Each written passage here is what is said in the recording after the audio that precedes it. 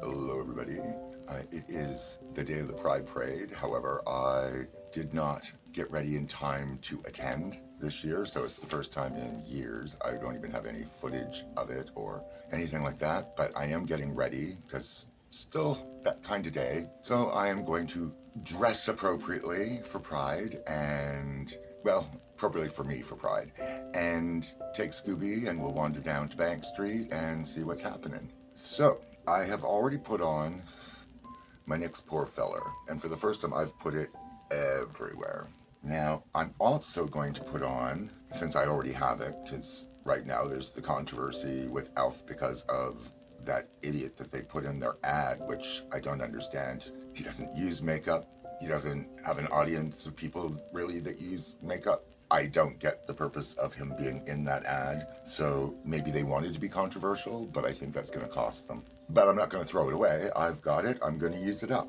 Now, maybe they will, over time, repair the damage they have done to their reputation, which is a shame. I mean, not a shame that they would repair the damage to their reputation. It's a shame that a nice, cost-effective company of decent quality products has ruined their reputation on something trying to maybe rage bait or catch attention or go viral through controversy. All of those things I think are not the way for that type of brand. It really doesn't suit their image or the image that they created and presented up till now. So that's quite disappointing. So now I'm going to put the face glue, and I usually just use that on my eyes. And since I've used two other things everywhere else, I'm just going to put this on my eyes, more or less. I have a fair bit on my finger. I always tend to take a bit more than I really need. Maybe put it where I got it. It's face glue. We'll just put it there in the areas of my face where I want makeup to stick. We'll see. So that is that. And I'll just let that kind of dry down a bit before I move on to anything else. I'm also contemplating, now that I have this on, using like a sealing spray or setting spray as a barrier between everything and the makeup that I'm putting on, just to see what it's like. Might as well try. So I have the NYX matte finish in a pump, and I really like the mist that this I say applicator, it's not. The spray bottle does. The fine mist is really effective. I had a different kind that when I would spray it, there's bits of mist, but there'd be also spray globs. And every time I buy that, that wasn't the case. Yeah, like this one, I really like the product in this bottle, but the spray, I have water in this one, but it comes out and it's got all kinds of different size droplets, and if that's what you're looking for, then that's good. But the setting spray itself, this L'Oreal Infallible, is my favorite one I've ever used formulaically. Now, the other one I have is the Super Fix Super Hold Misting Spray by Revolution that Denis got for me. Ultra matte finish with aloe and vitamin E.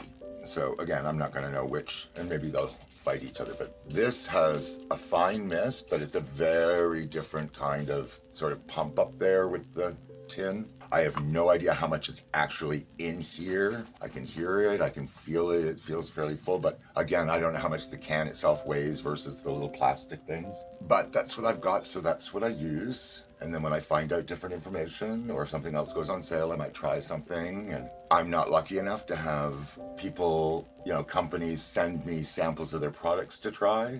So it's a very slow process. I can practice technique, but I can't do a lot of experiments and trials for different makeup applications and product lines because I can't afford to go out and buy everything. I don't have a monetized channel. If I did and was able to write things off as a business expense, then I would absolutely be buying them and trying them and redistributing and whatever else I needed to do to get value out of doing that and letting other people have it. Because when I first started getting some product, I bought a few products, but a lot of times I had friends would tell me going, well, I've got this product and I tried it, I didn't like it, you can try it. And a lot of times I found that I liked it, but I had nothing to compare it to. So as long as it worked for me, and then as I would find new things I like better, you just move away from the way that you used to do things or the products you used to buy. Sadly, one of my favorite products, which maybe I'll use today because it's, special, and it's all broken up in here.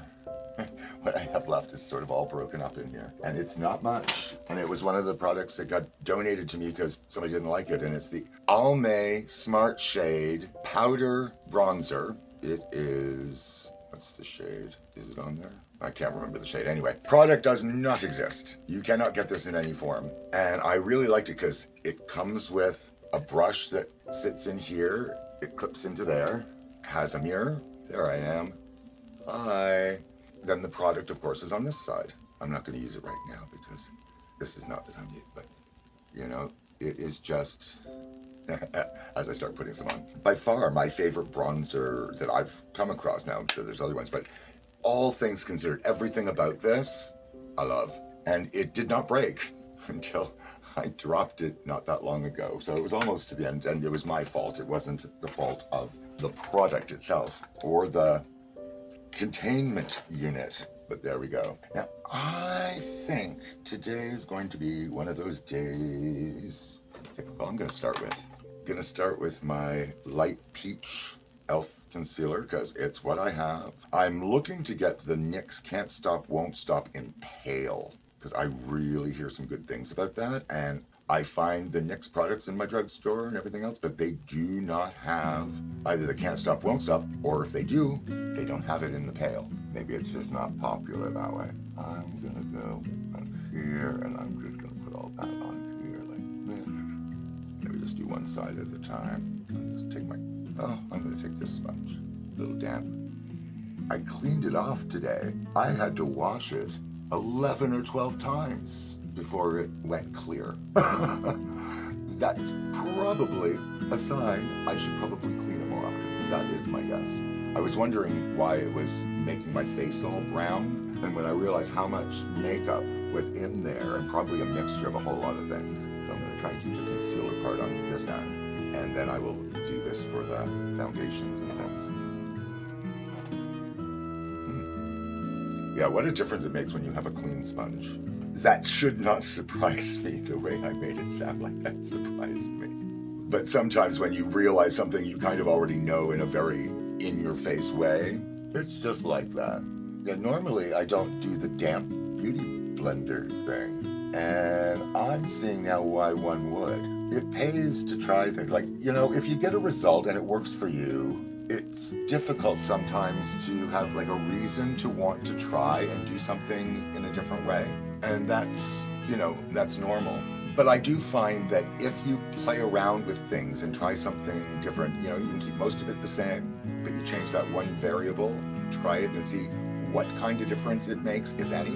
And then you can either put it in your routine or not do it that way and go back to what you always do and then change a different variable when you come up with something. Now, do I have anything that's remotely, well, I guess my only full coverages right now I've got are my sticks.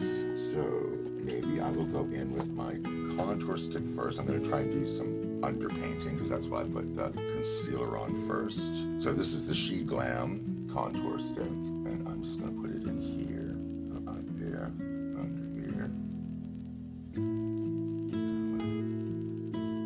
Anywhere where you kind of want things to sort of recess a bit. And then I'm going to go and take my blender and just kind of tap that a little bit into place. That's what I'm doing today. So like Bob Ross making a happy little tree, we're going to make a happy little nose contour. Just a nice little underpainting nose contour.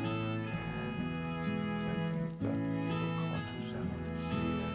I should probably try and make it a bit darker, but I don't know. I don't want to overdo, because I'd rather it be, okay, this didn't show enough and I can do more next time, than have something that's too much overkill right